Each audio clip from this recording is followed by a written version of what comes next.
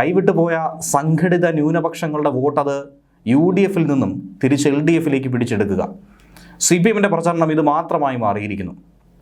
ഇത്രയും കാലം മതന്യൂനപക്ഷങ്ങൾ CPM-നൊപ്പമായിരുന്നു എന്ന വിശ്വാസമുണ്ടായിരുന്നു. പക്ഷേ ഈ അടുത്തായി ഉണ്ടായ സകലമാന വിഷയങ്ങളും അത് CPM നിന്നും അവരെ അകറ്റാനായിട്ടുള്ള കാരണമായി പറയുന്നുണ്ട്. കഴിഞ്ഞ 10 വർഷത്തിനിടയിൽ സംസ്ഥാന സർക്കാരിൻ്റെ ഏതെങ്കിലുമൊക്കെ നടപടികൾ മുസ്ലിം ന്യൂനപക്ഷങ്ങൾക്കെതിരെ ഉണ്ടായിട്ടില്ല എന്നുള്ളത് ശ്രദ്ധേയമായിട്ടുള്ളതാണ്. ആദ്യ EMS സർക്കാരിൻ്റെ കാലം മുതൽ മുസ്ലിം സമൂഹത്തിനൊപ്പം പാർട്ടി അടിയുറച്ചു നിൽക്കുന്നു. അവരുടെ അവകാശങ്ങൾക്ക് വേണ്ടി പോരാടുന്നു. മുസ്ലിം സമൂഹത്തിനെതിരായിട്ടുള്ള പല തരത്തിലുള്ള വിവേചനങ്ങൾക്കെതിരെ നിലപാട് സ്വീകരിച്ചത് മറ്റൊരു രാഷ്ട്രീയ പാർട്ടിയുമല്ല, അത് CPM ആണ്. ഇതുമായി ബന്ധപ്പെട്ട കാര്യങ്ങൾ ഇങ്ങനെ വീടുകളിൽ കയറി ഹൈലൈറ്റ് ചെയ്യണമെന്നാണ് നിർദ്ദേശം നൽകിയിരിക്കുന്നത്. പാർട്ടിക്കും പ്രത്യേകിച്ച് മുഖ്യമന്ത്രി പിണറായി വിജയനും മുസ്ലിം സമുദായത്തിനിടയിൽ നല്ല സ്വീകാര്യതയുണ്ടെന്നുള്ള കാര്യം എടുത്തു പറയുക. അതൊക്കെ തന്നെ മനസ്സിലാക്കി പ്രവർത്തകർ പ്രവർത്തിക്കുക. പൗരത്വ ഭേദഗതി നിയമത്തിനെതിരെ സർക്കാർ എടുത്ത സമീപനം ദേശീയ ശ്രദ്ധയാകർഷിച്ചതായിരുന്നു. ദേശീയ മോഡൽ എന്ന രീതിയിൽ മറ്റ് രാഷ്ട്രീയ പാർട്ടികൾ അത് പിന്തുടരാൻ തയ്യാറായി എന്നൊക്കെ തന്നെയാണ് CPM വീമ്പിളക്കുന്നത്. അയോധ്യയിലെ പ്രതിഷ്ഠയ്ക്കെതിരായി CPM സ്വീകരിച്ച നിലപാട് അത് മാതൃകാപരമായിരുന്നു. ഇതൊക്കെ തന്നെ മറ്റ് മതന്യൂനപക്ഷങ്ങളെ ഏറെ സന്തോഷപ്പെടുത്തുന്ന ഒരു നിലപാടായി മാറിയിരിക്കുന്നുവെന്നാണ് CPM കണക്ക് കൂട്ടുന്നത്. ഇനി കേരളത്തിലേക്ക് പറഞ്ഞു കഴിഞ്ഞാൽ കോഴിക്കോട് ഹജ്ജ് ഹൗസിൽ സ്ത്രീകൾക്ക് പ്രത്യേക ബ്ലോക്ക് ഉദ്ഘാടനം ചെയ്തു. കണ്ണൂരിലാകട്ടെ പുതിയ ഹജ്ജ് ഹൗസ്, മദ്രസ അധ്യാപകരുടെ ക്ഷേമനിധി ബോർഡ്, ആവശ്യാനുസരണം +2 ബാച്ച് അനുവദിച്ചു. അങ്ങനെയുള്ള നിരവധി കാര്യങ്ങൾ എന്തൊക്കെ ആവശ്യപ്പെട്ടോ അതൊക്കെ നൽകിയിട്ടുണ്ട് എന്നുള്ളത് എടുത്തു പറയണം. ഒരു കാരണവശാലും അത് പറയാതിരിക്കരുത്. ഇനി തിരിച്ചടിയാകുന്ന വിഷയമെന്ന് പറയുന്നത് ശബരിമല കൊള്ള തന്നെയാണ്. തീർച്ചയായും അത് ചർച്ചയാകുമെന്നതിൽ ഒരു സംശയവുമില്ല. അവിടെ ഈ ക്യാപ്സ്യൂൾ ഇറക്കിയിട്ടുണ്ട്. ശബരിമല സ്വർണ്ണക്കവർച്ച കേസിൽ ദേവസ്വം ബോർഡ് മുൻ പ്രസിഡന്റ് പത്മകുമാറിനെ എന്തുകൊണ്ട് CPM ഇപ്പോഴും സംരക്ഷിക്കുന്നു എന്നുള്ള ചോദ്യം പ്രസക്തമാണ്. അതായത് പത്മകുമാറിന് തെറ്റിൻ്റെ സ്വഭാവം വ്യക്തമായിരുന്നില്ല എന്നുള്ളത് നമുക്ക് വളരെ എളുപ്പത്തിൽ പറയാമെന്നാണ് ഇപ്പോഴത്തെ ക്യാപ്സ്യൂൾ. കുറ്റപത്രത്തിൽ അത് വ്യക്തമാകുന്ന ഘട്ടത്തിൽ ഉചിതമായ തീരുമാനം പാർട്ടി സ്വീകരിക്കുമെന്നാണ് വീട് കയറുമ്പോൾ വീട്ടുകാരോട് പറയേണ്ടത്, വോട്ടർമാരോട് പറയേണ്ടത്.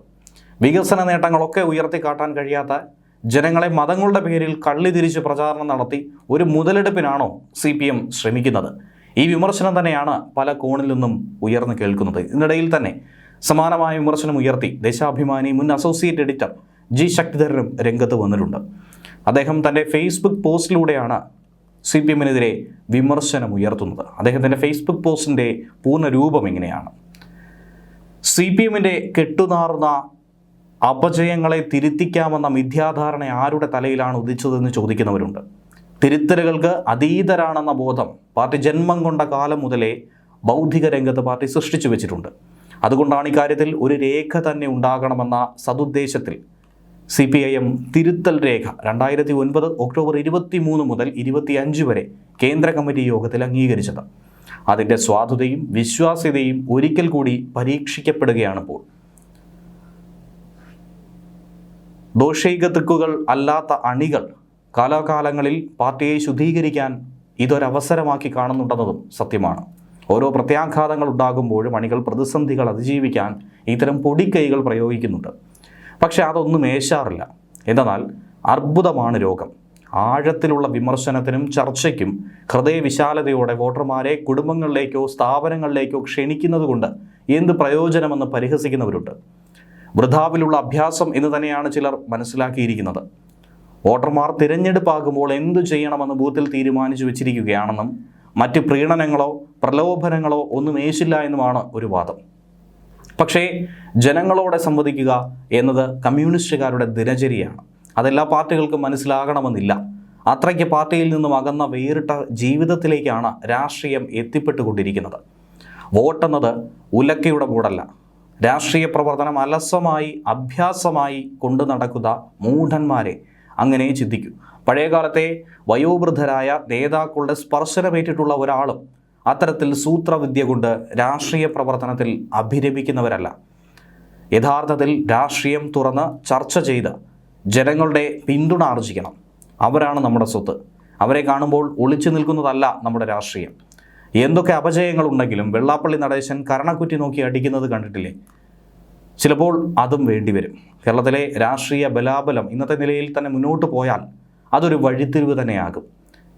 ഏറ്റവും വലിയ പൊളിച്ചെഴുത്ത് നടക്കാൻ സാധ്യത LDFിലാണ്. കേരളം ഇങ്ങനെ പോയാൽ പശ്ചിമ ബംഗാൾ ആകുമെന്ന ഒരു പതിറ്റാണ്ട് മുമ്പ് പലരും ചൂണ്ടിക്കാട്ടിയപ്പോൾ കേരളത്തിലെ പാർട്ടി അതത്ര ഗൗരവമായി എടുത്തില്ല. നന്ദിഗ്രാമും സിൻഗൂരും കേരളത്തിൽ അനക്കമുണ്ടാക്കില്ല എന്ന് വിചാരിച്ചു. ഭരണഘടന ദുരുപയോഗം ചെയ്യുന്നു എന്ന് കണ്ടാൽ അതിന് തീ കൊളുത്തുന്ന ആദ്യത്തെ ആൾ താനായിരിക്കുമെന്ന് അന്ന് പറഞ്ഞത് ഡോക്ടർ അംബേദ്കർ ആയിരുന്നു. അതുതന്നെയാണ് ചൈനയിൽ പാർട്ടി ആസ്ഥാനത്തിന് ബോംബിടുകയാണ് ഇപ്പോൾ ചെയ്യേണ്ടതെന്ന് ചെയർമാൻ മാവോ പ്രഖ്യാപിച്ചതും പാർട്ടിക്ക് ചെളിക്കുണ്ടിൽ നിന്നും രക്ഷപ്പെടാൻ മറ്റു മാർഗമില്ല എന്നതുകൊണ്ടാണ്. അങ്ങനെ കേരളം അതിനടുത്ത അവസ്ഥയിലെത്തിയിരിക്കുന്നു എന്നുള്ളതാണ് സത്യം.